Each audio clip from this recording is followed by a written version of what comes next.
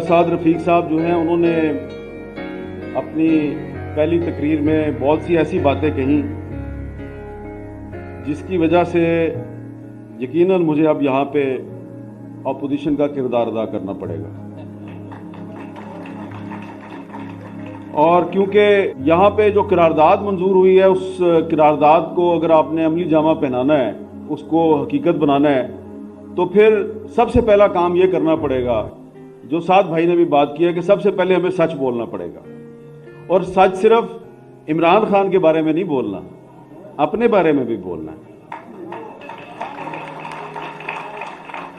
یہاں پہ خالد مقبول صدیقی صاحب کا ذکر ہوا کہ ان کا تعلق مڈل کلاس سے ہے، بالکل ہے، لیکن رانا مشہود بھائی دیکھیں کہ جب آپ نے مثال دینی تھی تو آپ نے خالد مقبول صدیقی صاحب کی مثال دی۔ کاش کہ یہ جو سامنے بہت سے سیاسی کارکن بیٹھے ہوئے ہیں ان میں سے بھی کوئی مثال آپ کو مل جاتی۔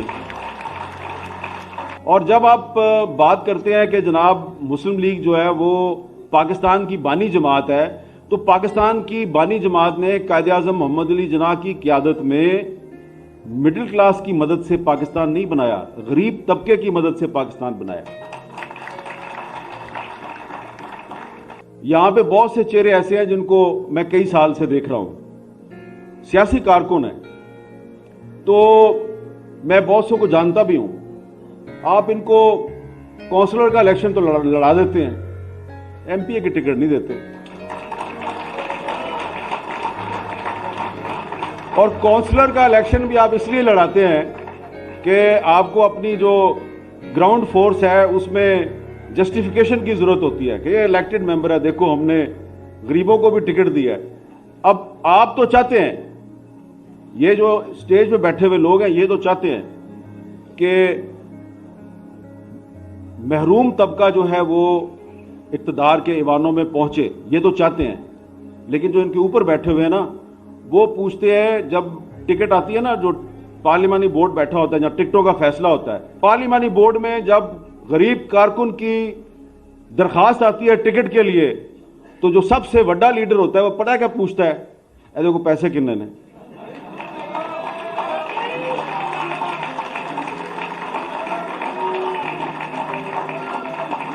تو اس لیے آپ اس وقت تک، آپ کے لیے اس وقت تک غریب طبقہ سڑکوں پہ نکل کر آپ کے لیے جنگ نہیں کرے گا جب تک یہ جو پنجاب اسمبلی ہے اور وہ جو اسلام آباد میں قومی اسمبلی ہے، جب تک وہاں پہ اس طبقے کی نمائندگی نہیں ہوگی جو صرف یہاں پہ بیٹھ کے آپ کی تقریریں سنتا ہے۔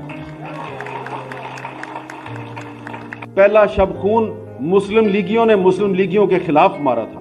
اب یہ جو صورتحال ہے اس میں آپ دیکھیں کہ یہ جن سب لوگوں کو غدار کہا گیا یہ سارے کے سارے قائد اعظم کی بہن کے ساتھ تھے، اور جو اپنے آپ کو محب وطن کہتے تھے وہ محترمہ فاطمہ جناح کو غدار کہہ رہے تھے۔ تو یہ جو غدار کی پاکستان میں کہانی ہے، یہ اس کا آغاز جو ہے یہ جنرل ایوب خان نے کیا تھا، اور جنرل ایوب خان جو ہے اس کے دور میں ڈسکوالیفیکیشنز، سیاستدانوں کو نااہل کرنے کا سلسلہ شروع ہوا، پارٹیاں توڑنے کا سلسلہ شروع ہوا، اور وہ سلسلہ آج تک چلا آ رہا ہے۔ جمہوریت کی جنگ آپ اس وقت تک نہیں جیت سکتے جب تک آپ اپنی پارٹیوں میں جمہوریت نہیں لے کے آتے۔ آپ کی پارٹیوں میں جمہوریت نہیں ہے۔ ہاں، الیکشن کمیشن کو بیوقوف بنانے کے لیے آپ ایک جعلی سا الیکشن ضرور کرواتے ہیں، لیکن اس الیکشن میں بھی جو عہدیدار جو ہے، جو صدر بنتا ہے، نائب صدر بنتا ہے، صوبائی صدر بنتا ہے، جنرل سیکرٹری بنتا ہے، وہ سارے آپ پنجابی جو کہتے ہیں نا وانڈ پاندے ہو تسی، آپ صحیح آدمی کو عہدہ نہیں دیتے۔ اور اگر کوئی آدمی بہت اچھا ذہین ہو، بڑی اچھی تقریر کرنے والا ہو، بڑا پڑھا لکھا ہو، تو یہ اس کی بیچارے کی خامی بن جاتی ہے، یہ اس کی خوبی نہیں بنتی۔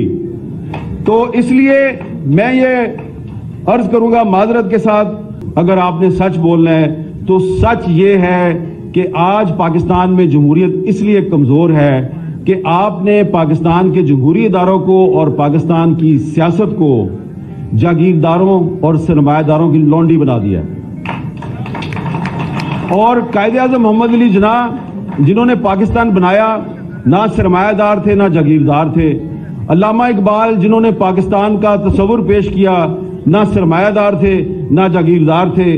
تو یہ ایک لوئر مڈل کلاس اور مڈل کلاس کی لیڈرشپ جو ہے اس نے پاکستان بنا کے دیا اور پاکستان پہ قبضہ کر لیا جاگیرداروں نے, سرمایہ داروں نے اور فوجی ڈکٹیٹروں نے.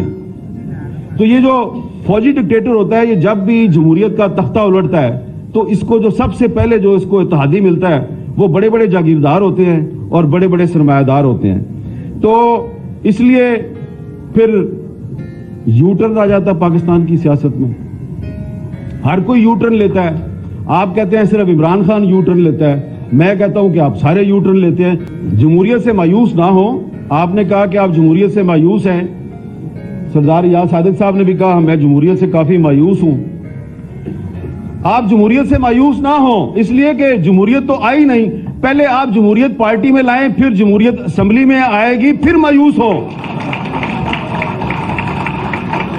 ابھی آپ جس طریقے سے آپ قومی اسمبلی میں پی ٹی آئی والوں نے استعفے دیے ہوئے ہیں تو آپ کہتے ہیں جی وہ استعفے ٹھیک نہیں دیے. بھائی استعفے تو دیے ہیں نا, استعفے قبول کرو.